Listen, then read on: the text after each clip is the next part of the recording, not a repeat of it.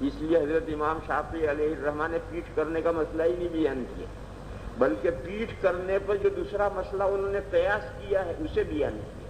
یہ کہا کہ گھر کے بیت الخلاء میں کعبہ شریف کی طرف منہ کر سکتے، کیوں؟ ابن عمر کی روایت میں پیٹھ کرنے کا ذکر آیا ہے، جو حکم پیٹھ کرنے کا وہی منہ کرنے کا ہے۔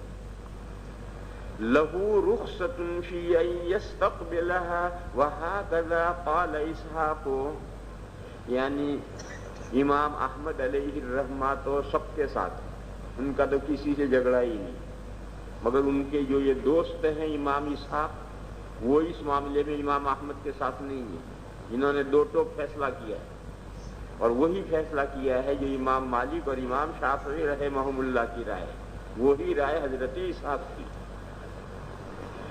وقال احمد، میں نے پہلے بتلایا تھا کہ ہدایہ میں جو امام اعظم کی روایت ہے، امام ابو احمد کا ایک قول یہی اور وہی قول لا رہے ہیں۔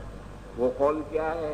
استدبار مطلقاً جائز، کیونکہ استدبار میں ناپاکی نیچے جاتی ہے، اور استقبال مطلقاً ممنوع، کیونکہ اس میں ناپاکی سامنے جاتی ہے، وہی قول ہے۔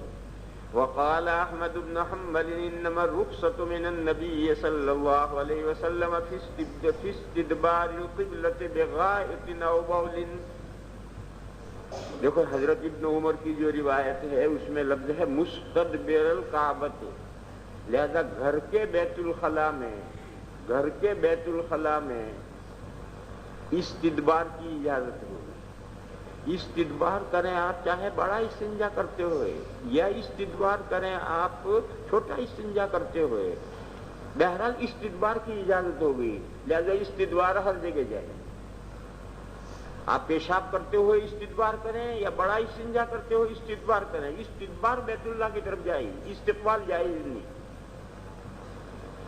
انما الرخصة من النبي صلی اللہ علیہ وسلم في استدبار القبلة بغائط او بول۔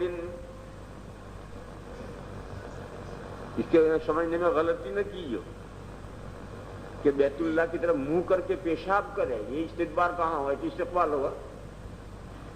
بیت اللہ کی طرف منہ کر کے پیشاب کرے نہیں، یہ تو استقبال ہو۔ آپ پیشاب کر رہے ہو اور پیٹھ کریں بیت اللہ کی طرف، یا بڑا استنجا کر رہے ہیں اور پیٹھ کریں بیت اللہ کی طرف، یہ جائے، یہ مفہوم ہے اسی بات کا، غلطی نہ کیجیے اس کے سمجھنے میں۔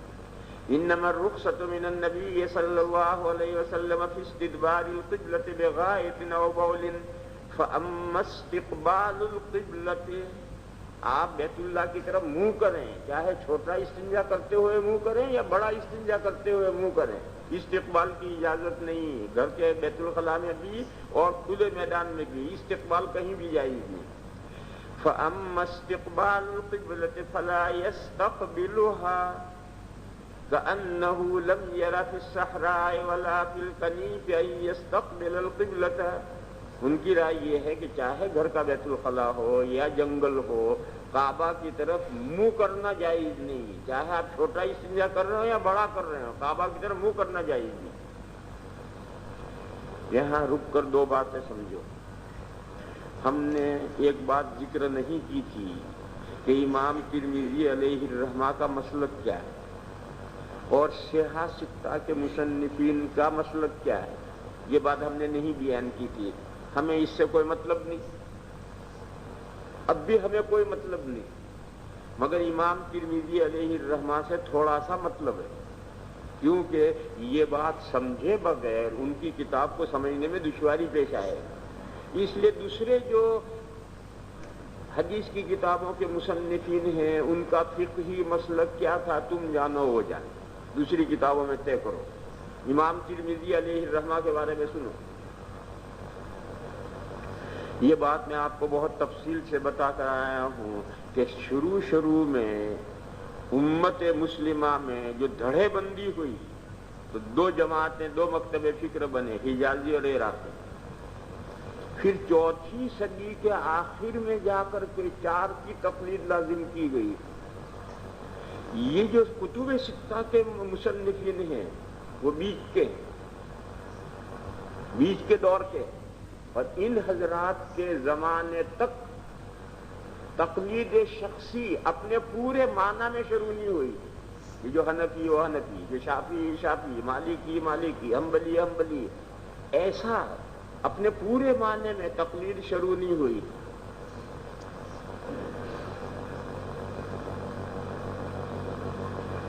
اس زمانے میں تقلید تھی، مکتب فکر تھی، مسلمانوں کی ایک بڑی تعداد جو حجازی مکتب فکر تھا اس سے وابستہ ہو گئی، اور مسلمانوں کی ایک بڑی تعداد جو عراقی مکتب فکر تھا اس سے وابستہ ہو گئی۔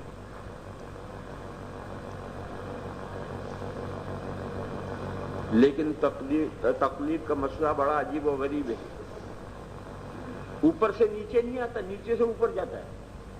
تقلید ہمیشہ نیچے سے اوپر جائے، اور آخر اللہ پاک،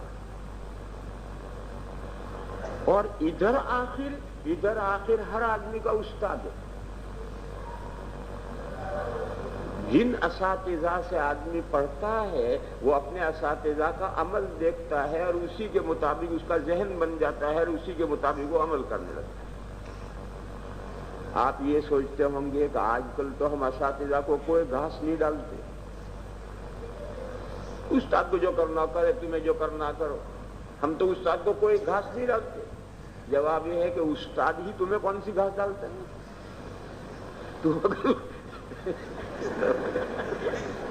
تم اگر استاد کو گھاس نہیں ڈالتے تو استاد ہی تمہیں کون سی گھاس ڈالتا ہے؟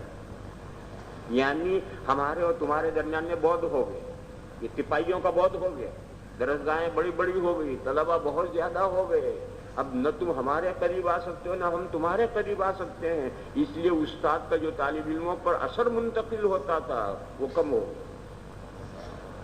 تو یہ تو ایک مجبوری، ورنہ جو اصل ہے طالب علم جو ہے، جو استاد کے ساتھ لگا رہتا ہے 24 گھنٹے، جس کے ساتھ ملازمت ہوتی ہے، کیسی ملازمت ہوتی ہے؟ کہتے ہیں کہ امام اعظم پہلے علم کلام میں ماہر تھے، اور علم کلام میں حضرت نے بڑے بڑوں سے مناظرے کیے ہیں، یہودیوں سے مناظرے کیے ہیں، دہریوں سے مناظرے کیے ہیں، عیسائیوں سے مناظرے کیے ہیں، علم کلام کے بڑے ماہر تھے۔ اور جب ایسا آدمی کسی فن میں ماہر ہو جائے تو پھر وہ اس کی شہرت ہو جاتی ہے۔ ایک مرتبہ ایک بڑھیا نے ایک مسئلہ پوچھا، تو فقہ تو امام اعظم پڑھے نہیں تھے، تو وہ مسئلہ اسے نہیں بتا سکے، کہا ہے کہ بھی مجھے نہیں مسئلہ تیرا معلوم، کسی مولانا صاحب سے پوچھ۔ تو اس نے کہا کہ بڑے مولوی بچتے ہو اور اتنا ذرا سا مسئلہ تمہیں نہیں معلوم، یہ تانا دے کر وہ چلی گئی۔ اس دن سے امام اعظم کے دماغ پر چوٹ پڑی اور انہوں نے وہ علم کلام کو چھوڑا اور فقہ میں لگے۔ اور اس وقت جو ان کے استاد تھے حضرت حماد بن ابی سلیمان، ان سے انہوں نے فقہ پڑھنی شروع کی، اور اپنا بسترا استاد کی دیوڑی میں ڈال دیا، یعنی دروازے سے داخل ہوتے ہی جو چھوڑی جگہ وہیں بسترا ڈال دیا ہے، اور بس وہیں رات دن وہیں پڑے رہتے۔ وہ پڑھنے کا وقت ہوتا تھا پڑھتے تھے، جب پڑھنے کا وقت نہیں ہوتا تھا تو وہیں اپنا یاد کرتے تھے رہتے۔ اور جب چونکہ حماد بن سلیمان بڑے آدمی تھے، کوفہ کے بہت بڑے مفتی تھے، تو لوگ مسئلے پوچھنے آتے تھے، تو حضرت امام اعظم اپنے آپ کو جانچتے بھی رہتے تھے۔ اس کو مسئلہ پوچھنے آتا تھا تو پہلے یہی طالب علم ملتا تھا، تو اسے کہتے تھے بول کیا سوال ہے تیرا؟ وہ سوال ہے، اسے جواب بتاتے کہ دیکھ جواب تیرے سوال کا جواب یہ، مگر ٹھہر میں حضرت استاد سے پوچھ کر آتا ہوں، اور پھر اندر جاتے تھے اور سوال کر کے پوچھتے تھے۔ اب حضرت الاستاد کیا جواب دیتے ہیں، اپنے جواب اور اس جواب کو ملاتے تھے، کس طریقے سے اپنے آپ کو جانچتے تھے کہ مجھے کتنا آیا ہے اور کتنا نہیں آیا، کہ میں نے جو جواب دیا وہی استاد جواب دے رہے ہیں یا کوئی فرق ہو رہا ہے؟ فرق ہو رہا ہے تو میری بھول کہاں ہے؟ استاد کی بھول نہیں، میری بھول کہاں ہے؟ غرض یہی یہ طالب علم پڑھا رہا، اور 17 سال تک امام اعظم کا بسترا حماد بن سلیمان کی ڈیوڑی میں رہا۔ حماد بن سلیمان کی ڈیوڑی میں 17 سال رہے ہیں۔ جس دن حضرت حماد کا انتقال ہوا اور قبرستان میں دفن کر کے لوٹے ہیں، تب ابو حنیفہ نے وہاں سے بسترا اٹھا کر گھر گئے۔ اب وہ تو بسترا اٹھا کر چلے گئے، اب ادھر جو حماد ابن سلیمان کے تلامذہ تھے وہ سارے اکٹھا ہو گئے کہ بھئی استاد نہیں رہے، اب کس سے پڑھیں گے؟ تو ساروں کی متفقہ رائے ہوئی کہ ابو حنیفہ کو لاؤ، اسی سے پڑھنا ہے۔ تو سارے طالب علم وہاں گئے، ان سے کہا کہ چلو گھر کیوں آ گئے، ہمیں پڑھاؤ۔ انہوں نے کہا توبہ، مجھے کچھ نہیں آتا۔ اور کتنے دنوں تک یہ طالب علم ان کے پیچھے پڑے رہے، تب انہوں نے آ کر کے استاد کی جگہ پر پڑھانا شروع کیا۔ تو یہ پڑھنے والے، ان پر استاد کے اثرات منتقل ہوتے تھے۔ آج جو درسگاہیں بڑی بڑی ہو گئی، اس کے نتیجے میں چاہے تمہیں علم آ جائے، لیکن وہ جو استاد کا ذوق منتقل ہوتا تھا وہ بات ختم ہو۔ تو بہرحال میں یہ کہہ رہا تھا کہ ہمیشہ طالب علم طلبہ جو ہیں اپنے استاد کو دیکھتے ہیں اور استاد جیسا کرتا ہے ایسا ہی کرتا ہے۔ استاد دیوبندی ہے، اس سے پڑھے ہوئے ہیں، وہ خود بخود دیوبندی ہو جائیں گے۔ استاد بریلوی ہے، اس سے پڑھیں گے تو خود بخود بریلوی طالب علم بن جائیں گے۔ حضور اور اللہ میاں کیا کہتے ہیں؟ حضور اللہ میاں رہیں تو پہلے استاد کو دیکھا ہے وہی ہوگا۔ پھر استاد کہاں سے پیروی کرے گا؟ وہ اپنے اوپر پیروی کرے گا۔ دیوبندی ہے، دیوبندی تو ہیں سبھی، مگر اگر وہ دیوبند ہے تو دیوبند کا ذوق الگ ہے، مظاہر العلوم کا ذوق الگ ہے، ندوے کا ذوق الگ ہے۔ ندوہ بھی دیوبندی ہے، اس کا ذوق تھوڑا سا الگ ہے۔ تو اب ندوے کا پڑھا ہوا ہے تو اس کا جو استاد ہے وہ ندوی مزاج رکھتا ہے۔ مظاہر العلوم کا پڑھا ہوا ہے تو اس کا جو استاد ہے وہ مظاہری مزاج رکھتا ہے۔ دیوبند کا پڑھا ہوا ہے تو اس کا جو استاد ہے وہ قاسمی مزاج رکھتا ہے۔ تو ان مزاجوں کے اثرات آتے ہیں، حالانکہ یہ سب ایک ہی ہیں، مگر ایک ہو کر کے بھی فرق پڑتا ہے۔ پھر اس سے اوپر یہ استاد حنفی ہے، یہ استاد شافعی ہے، یہ استاد مالکی ہے، تو اس کے اثرات آئیں گے۔ پھر یہ جو حنفی، شافعی، مالکی ہیں، ان کے اوپر ان مکتب فکر کے اثرات آئیں گے کہ حجازی مکتب فکر سے تعلق ہے عراقی سے۔ پھر ان مکتب فکروں کے اوپر اثر پڑے گا حضور کی روایات کا کہ یہ روایتیں یہ لیں گے، یہ روایتیں یہ لیں گے۔ اور پھر آخری حضور بھی اللہ کے بندے ہیں، آخری اللہ پاک ہیں، سلسلہ وہیں جا کر رکتا ہے۔ اسی لیے قرآن کریم میں یہ ضابطہ بیان کیا کہ نیچے اختلاف ہو تو اوپر لے جاؤ، اور اوپر ہوتے ہوتے کہاں تک لے جاؤ؟ اللہ رسول تک لے جاؤ۔ فَإِن تَنَازَعْتُمْ فِي شَيْءٍ فَرُدُّوهُ إِلَى اللَّهِ وَالرَّسُولِ۔ تمہارے درمیان میں نیچے جھگڑا ہو جائے، اوپر لے جاؤ، فیصلہ اوپر جا کر ہوگا۔ سوال ہے کہ اوپر تو آخری تو اللہ پاک ہے، وہیں تک لے جانی چاہیے، رسول کو کیوں لایا گیا؟ رسول کو اس لیے لایا گیا کہ اللہ اور رسول کی بات ایک ہی ہے۔ رسول کی بات اللہ کے بات سے سرے منہ الگ فرق ہو ہی نہیں سکتا۔ تو اللہ اور رسول تو ایک ہیں، بھائی ماننا کہ جو اللہ کے احکام ہیں انہی پر رسول نے عمل کر کے دکھایا ہے، اس سے ایک بال برابر بھی رسول کا عمل اور قول مختلف نہیں ہو سکتا۔ اس لیے اللہ رسول تو ایک ہی ہو گئے۔ دوسری وجہ اللہ رسول تک لے جانے کی، صرف اللہ تک لے جانے کی نہیں، اللہ رسول تک لے جانے کی بات اس لیے ہے کہ اللہ کا جو کلام ہے قرآن کریم، اس کی تبیین و تشریح کی ذمہ داری رسول کی ہے۔ تو اللہ تک کیسے جاؤ گے؟ اللہ میاں کا کلام جو سمجھائے گا، وہ سمجھانے والے کی باتیں تو سامنے رکھنی پڑیں گی۔ غرض نیچے اختلاف، اوپر لے جاؤ۔ دیوبند میں اور مظاہر العلوم میں اختلاف ہوتا ہے، فقہ حنفی کی کتابیں کیا کہتی ہیں اس پر فیصلہ ہو۔ دیوبند کی بات بھی رہے گی، مذاہب کی بات بھی رہے گی۔ تم دونوں حنفی ہو، فقہ حنفی کیا کہتا ہے، یہ اوپر جائیں گے۔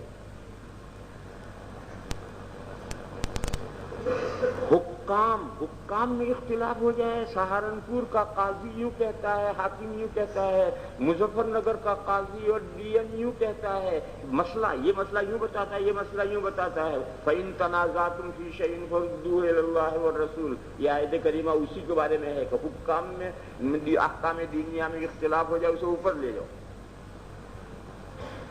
تو غرض تقلید کا سلسلہ ایسے ہی رہتا ہے، جو قریب ترین جس سے آدمی متاثر ہوتا ہے ادھر جاتا ہے، پھر آگے بڑھتا ہے۔ تو یہ جو سیاہ ستہ کے مصنفین ہیں، یہ اس زمانے کے ہیں جس زمانے میں تقلید شخصی اپنے پورے معنی میں شروع نہیں ہوئی تھی۔ تمام مسلمان دو مکتب فکر میں تقسیم ہوئے تھے، مگر ہر آدمی اپنے اساتذہ سے متاثر ہو، قدرتی بات ہے۔ امام ترمذی علیہ الرحمہ حضرت امام احمد اور حضرت امام اسحاق سے متاثر ہے بہت زیادہ. لیکن آپ یہ کہیں آج کے معنی میں کہ یہ حنبلی ہے، ایسا آج کے معنی میں جو حنبلی ہے ایسے حنبلی نہیں ہے. لیکن بہرحال ان دونوں اماموں کی طرف امام ترمذی کا رجحان ہے. لہذا پوری کتاب میں جہاں رسی کھینچنے کی بات آئے گی وہ امام احمد کی اور امام اسحاق کی رسی کھینچیں گے، اور جہاں چھینٹا ڈالنے کا وقت آئے گا تو وہ چھینٹا ابو حنیفہ پر بھی ڈالیں گے، امام شافعی پر بھی ڈالیں گے. امام شافعی کو بھی نہیں بخشیں گے، امام ابو حنیفہ کو بھی نہیں بخشیں گے. جہاں چھینٹا مارنے کا وقت آئے گا تو شافعی پر بھی ڈالیں گے، ابو حنیفہ پر بھی ڈالیں گے. اور رسی کھینچنے کی بات آئے گی تو امام احمد کی اور امام اسحاق کی کھینچیں گے. یہ ساری باتیں جاننی اس لیے ضروری ہے تاکہ آپ علی وجہ البصیرت کتاب پڑھ سکیں. یہاں رک کر ایک محاورہ اور سمجھو. جگہ جگہ پر حضرت یہ کہیں گے وَبِهِ قَالَ أَصْحَابُنَا. یہ اصحابنا سے کون مراد ہیں؟ یہ مکتب، یہ حجازی مکتب فکر کے تمام اکابر، یہ سب اصحابنا ہیں. جیسا کہ ہم کہیں اصحابنا تو حنفی مکتب فکر کے سب اکابر جو ہیں یہ اصحابنا کہلائیں گے، یعنی ہمارے اکابر. اصحابنا کے معنی ہمارے اکابر. تو امام ترمذی جہاں جہاں اصحابنا لفظ استعمال کریں ہمارے اکابر یعنی حجازی مکتب فکر کے بڑے، اس میں امام شافعی بھی، امام مالک بھی، امام احمد بھی سبھی آئے. اور جب ان میں آپس میں اختلاف ہو جائے، یعنی ان کے اکابر میں امام ترمذی کے اکابر میں آپس میں اختلاف ہو جائے تو پھر امام ترمذی کا رجحان امام احمد اور امام اسحاق کی طرف ہے ایک ساتھ. پھر ان میں بھی زیادہ امام احمد کی طرف ہے. امام احمد اور امام اسحاق میں اختلاف ہو جائے گا تو پھر امام ترمذی امام احمد کی طرف جائیں. یہی حال امام ابو داؤد کا. امام ابو داؤد علیہ الرحمہ بھی امام احمد کی طرف مائل ہے. فرق اتنا ہے کہ امام ابو داؤد نے امام احمد سے براہ راست پڑھا ہے اور امام ترمذی علیہ الرحمہ نے امام ابو داؤد سے، امام احمد سے براہ راست نہیں پڑھا. امام ترمذی نے امام احمد سے براہ راست نہیں پڑھا، اور امام ابو داؤد امام احمد کے براہ راست شاگرد ہیں. اور صرف شاگرد ہی نہیں، بہت گہرا تعلق. مسائل احمد ایک کتاب ہے جس میں امام احمد کے سارے اقوال نقل کیے ہیں، امام ابو داؤد نے وہ رسالہ لکھا ہے. تو بہرحال امام ترمذی چاہے امام احمد کے براہ راست استاد نہ ہو، بیچ میں ایک واسطہ ہے، لیکن پھر بھی امام احمد سے بہت زیادہ مانوس ہیں اور آخری رجحان امام ترمذی کا ادھر ہی ہے. اور اصحابنا سے کہیں تو یہ اکابر مراد ہوتے ہیں. جب یہاں تک بات آ گئی تو ایک بات اور سنا دوں. کتنا وقت ہے؟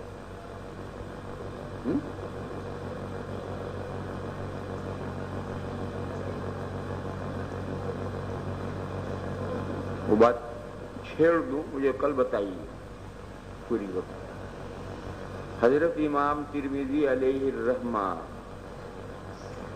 حدیثوں کے بارے میں جو فیصلے کریں گے ان میں حضرت کے 90% فیصلے غلط ہو گئے.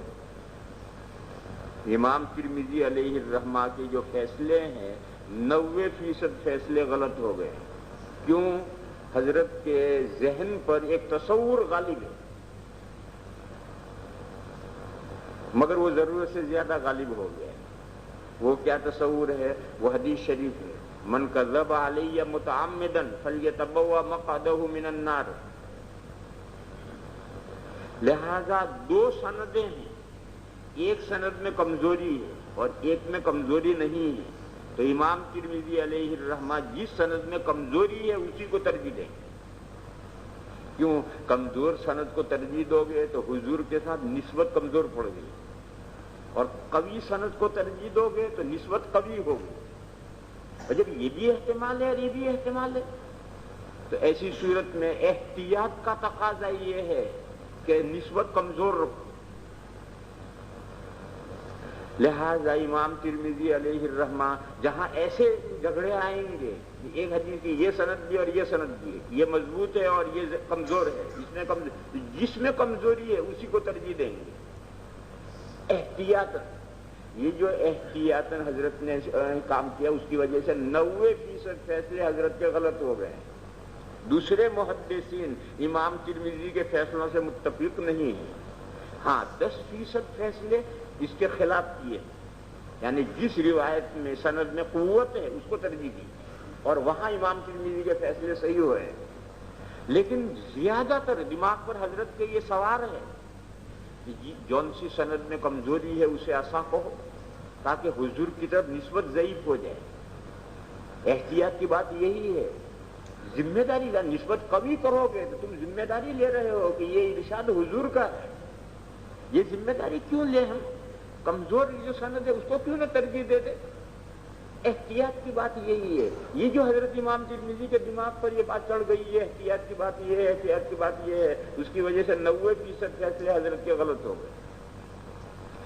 یہ فیصلے کہیں جو کہتے ہیں نا ھذا حدیث حسن صحیح، اس کے بارے میں نہیں کہہ رہا ہوں، کہیں کہیں یہ بحث آئے گی۔ حدیث کی 2 سند ہیں، ایک میں قوت ہے ایک میں ذوق ہے، اور امام ترمذی اس مرسل روایت کو یا منقطع کو جو اصح کہیں گے وہاں محدثین اختلاف کریں گے، دوسرے محدثین کہ یہ فیصلہ امام ترمذی کا صحیح نہیں ہے، یہ سند اصح ہے، یا کہ دونوں صحیح۔